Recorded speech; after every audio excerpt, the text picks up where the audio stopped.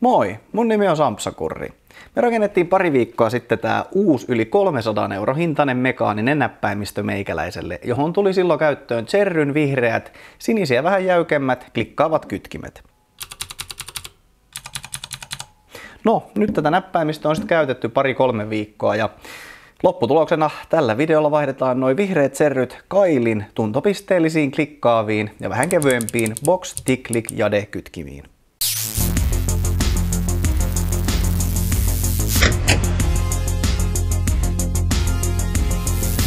Kuten mä jo tuolla rakennusvideolla kerroin, niin mulla on ollut aiemmin käytössä Cherryn siniset kytkimet, joista on tosiaan tykännyt kirjoittaessa tosi paljon. Mutta kuten tässä näppäimistöharrastuksessa usein käy, niin mieli tekee kokeilla jotain uutta, jos vaikka löytyisi se vielä parempi tuntuma omaan makuun. No, nyt mä oon pari-kolme viikkoa sitten käyttänyt ja kirjoittanut näillä vihreillä Cherryn kytkimillä.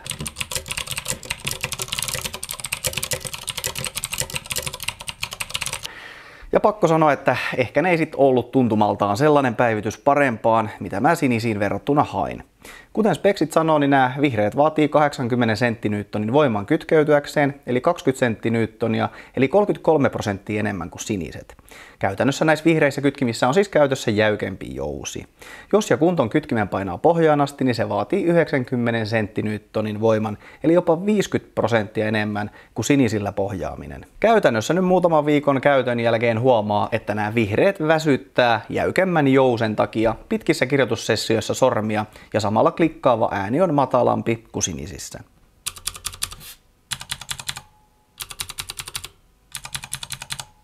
Monet kirjoitti taas kerran kommenteissa, että miksi ostit Cherryn kytkimet, miksi ostit vihreät, kun parempiakin olisi tarjolla. No, tässä Idobaon ID V2-rungossa on Hot Swap-kannoilla varustettu piirilevy, eli kytkimet pystyy helposti vaihtamaan toisiin. Mä testaan itse mieluummin tuntuman ja muodostan sen jälkeen vasta mielipiteen. Eli nyt nämä Cherryn vihreät on kokeiltu ja todettu, että se tuntuma mitä mä haen ei ollutkaan pelkästään se jäykempi jousi, vaan ehkä jotain lisämaustetta tuntopisteeseen ja klikkausääneen. Joten mä nyt sitten tilasin Kailin tuntopisteelliset ja klikkaavat Box Tick-Click kytkimet, tarkemmin ottaen Jade-mallin. Nämä Jadet on hieman kevyemmät kuin Cherryn siniset, eli vaatii 50 Nm painallusvoiman kytkeytyäkseen, mutta tuntopiste ja klikkausääni on toteutettu eri tavalla kuin Cherryissä, eli niissä on erilainen tuntuma ja ääni.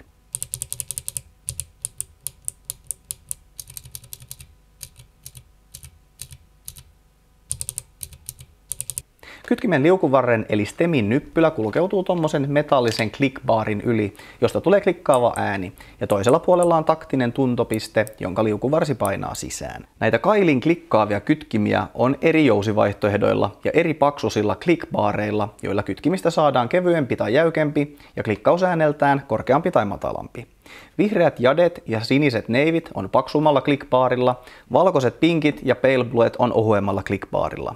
Valkoiset ja Jadet on kevyemmällä jousella, kun taas pale bluet ja navy bluet on jäykemmällä jousella.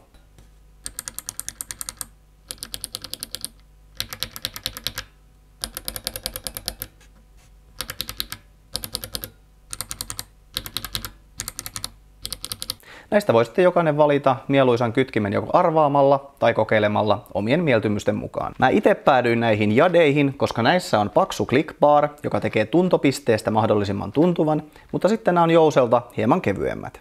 Kytkimet mä tilasin netistä KBD Fans-sivustolta, 80 kytkintä maksoi $33, FedEx-kuljetus $16 ja tullit päälle yhteensä 50 €. Nyt sitten ei muuta kuin kytkimeä vaihtamaan ja kokeilemaan, miltä Kailin kytkimet tuntuu Cherryjen tilalla. No niin, sitten kaikki näppäinhatut irti, kaikki kytkimet irti ja uudet kytkimet tilalle ja näppäinhatut takaisin tilalle.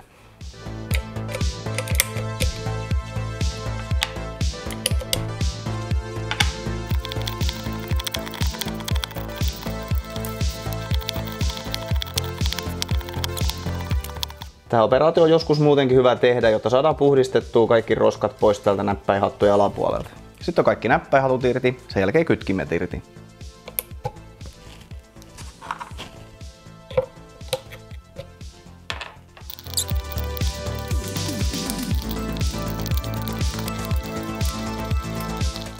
Vaikka nämä onkin tämmöiset Hot Swap kytkinkannat, niin silti nämä kytkimet on tämmöisillä klipsuilla kiinni tässä asennuslevyssä. Täytyy aika tarkkaan näillä pihdeillä ottaa noista klipsuista kiinni ja vetää ylöspäin.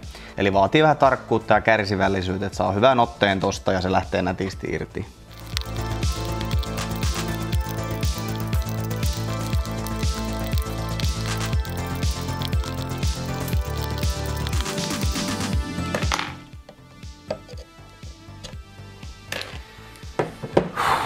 No niin, nyt on kaikki tserrynkytkimet irti, joten otsikon mukaisesti hyvästi tserryt. Sitten asennellaan nämä uudet kailinkytkimet piirilevylle ja hotswap-kantoihin.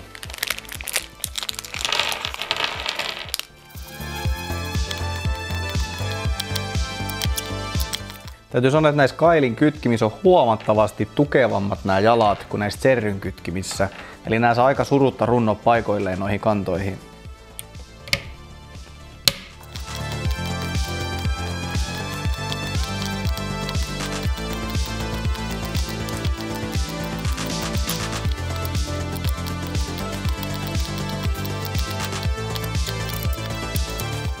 No niin, nyt on kaikki kailin jadekytkimet asennettu paikoilleen.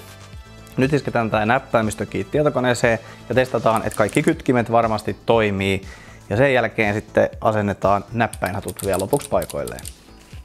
Elikkä sitten vaan yksitellen läpi täältä. Katsotaan, jos ei joku kytkin rekisteröidy. Page downi ei.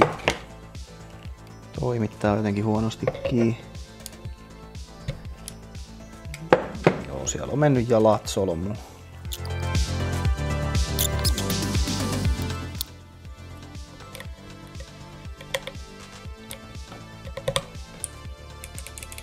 Noin. I ei toimi. Ai, kylläpä se menee pahasti solmuun, jos ei se ole mennyt paikoilleen.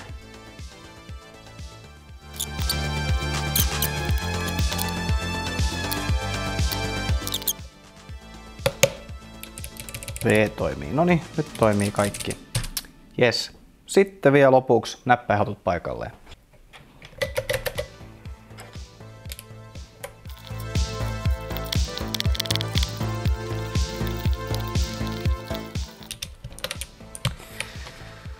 No niin, sitten ollaan taas lähtötilanteessa. Kokeillaan sitten loppuun tämän kanssa kirjoittamista. Ensi puraisu sitten kailin Box Ticlic jadeista.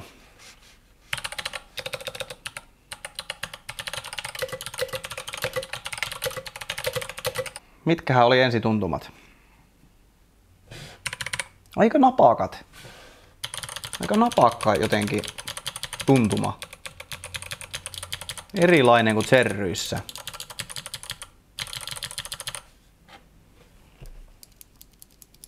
Ehkä nyt tässä kirjoittaisi konkreettisesti havaitsee sen, mitä näistä tserryistä usein kritisoidaan, että täällä on tää jousi sisällä ja se rätisee tai mikä ihan oikea sana? Helisee. Jousi ehkä helisee siellä sisällä.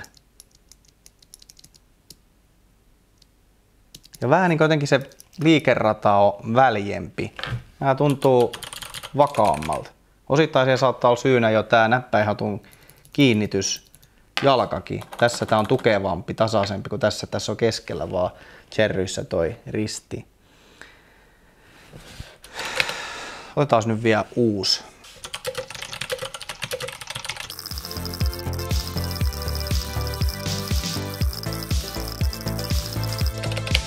86 sanaa minuutissa. Se nyt meni ihan ok.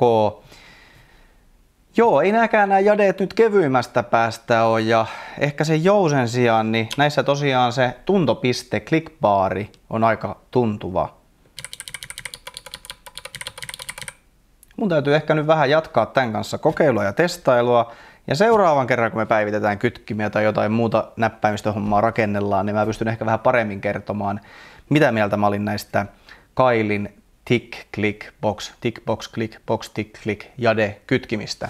Joten tämmöistä tällä kertaa. Meikäläinen alkaa nyt tällä kirjoittelemaan. Palataan aiheeseen joskus. Pistä kommentteja, jos haluat lisää näppäimistörakenteluvideoita. Jos tykkäsit videosta, niin pistä yläpeukkuja. Jos tämmöiset suomenkieliset tekniikkaiset videot kiinnostaa, niin tilaa ihmeessä meidän kanava. Se on ilmasta. Kiitos ja lisää rautaa taas seuraavalla videolla. Moro!